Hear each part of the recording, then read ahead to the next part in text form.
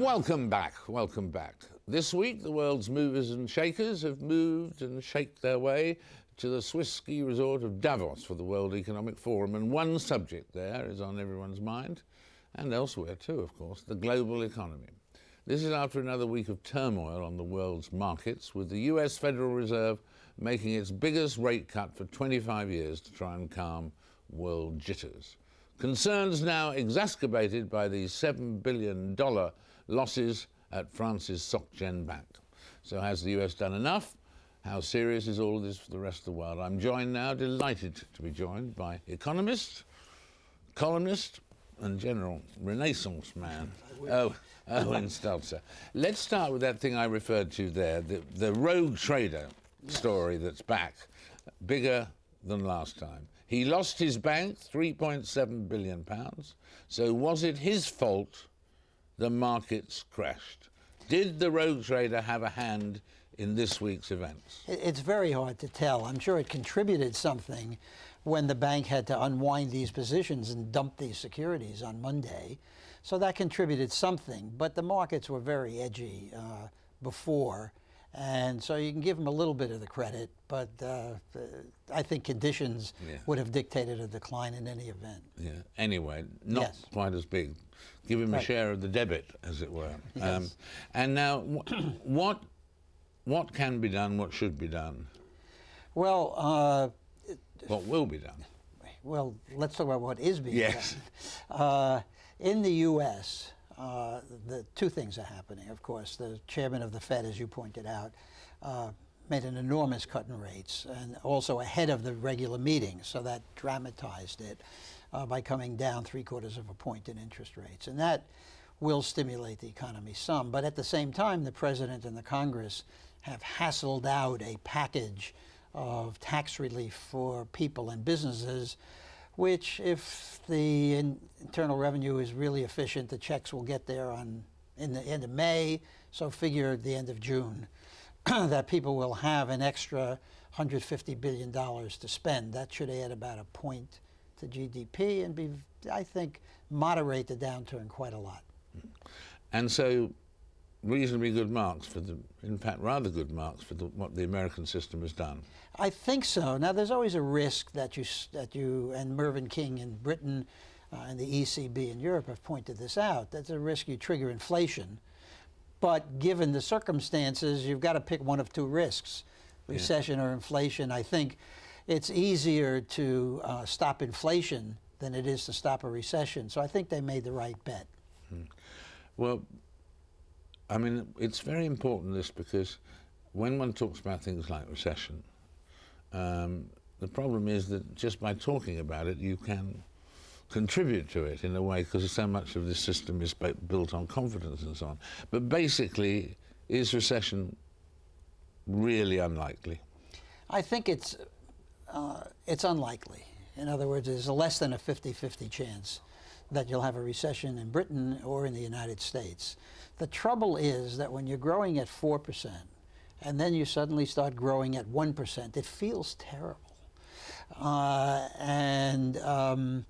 The deceleration feels terrible, even though you're not in a recession, because you're used to waking up every morning, your house is worth more, you're going to get a raise at the end of the year, and so on. If that slows down, you feel awful. And so it's very hard for people to distinguish between a recession and a slowdown.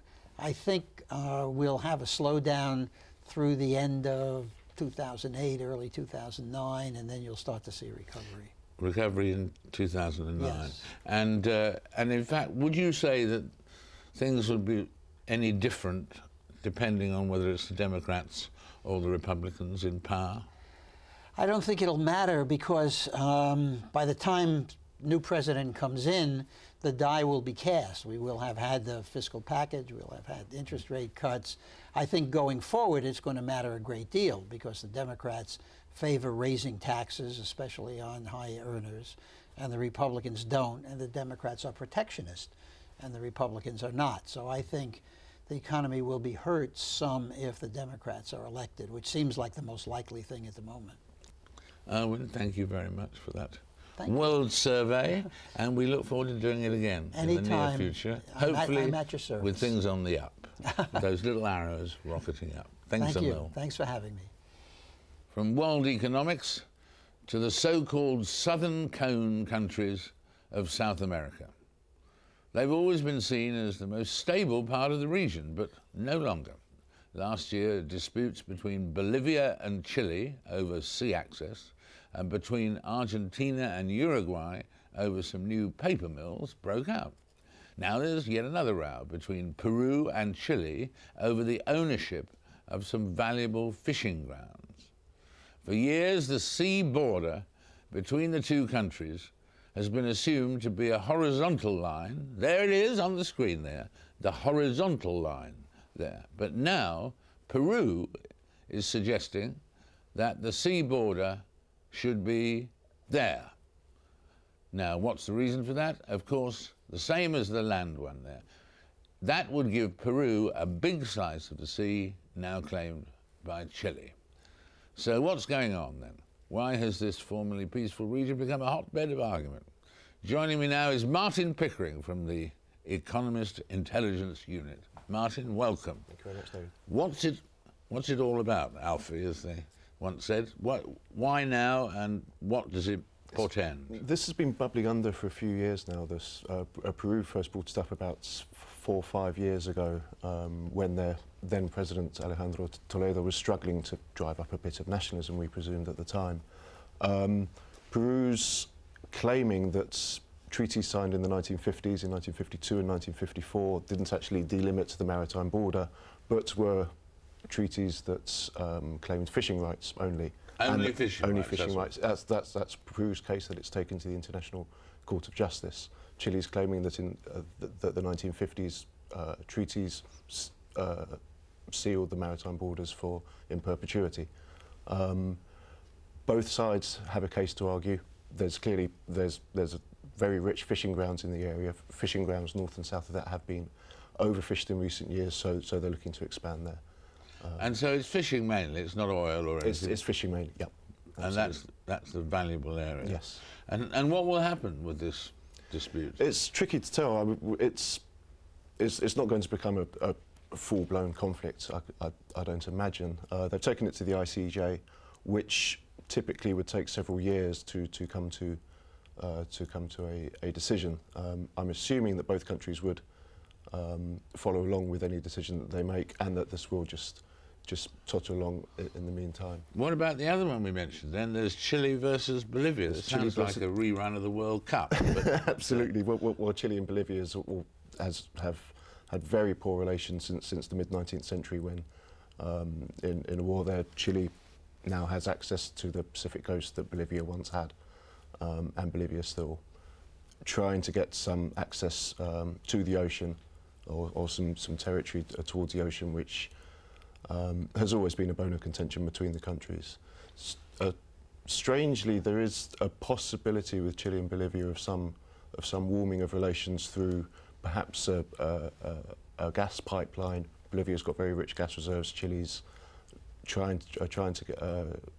has had energy problems in recent years, and there's a chance of some rapprochement through a gas deal. And what's going to happen about Argentina versus Uruguay? Argentina versus Uruguay is possibly the most fiery one of all of them. This kicked off about 2-3 years ago, when a Finnish company, Metsä Botnia, submitted plans accepted by the Uruguayan government to build a huge pulp mill on the banks of the River Uruguay, which borders the two countries. Now, Argentina's always disputed this, claiming environmental hazards, claiming it will ruin its tourist industry along the river. Various studies, Uruguay went to the World Bank, to other international bodies, which upheld that the plants could be built, that it conformed to the highest international standards. But Argentina continues to protest. That's also gone to the International Court of Justice. The plant is actually open now.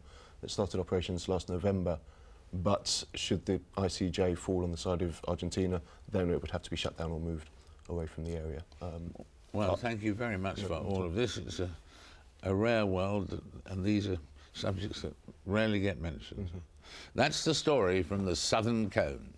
It was Oscar nominations week, of course, this week, and no surprise to learn that George Clooney is up for Best Actor.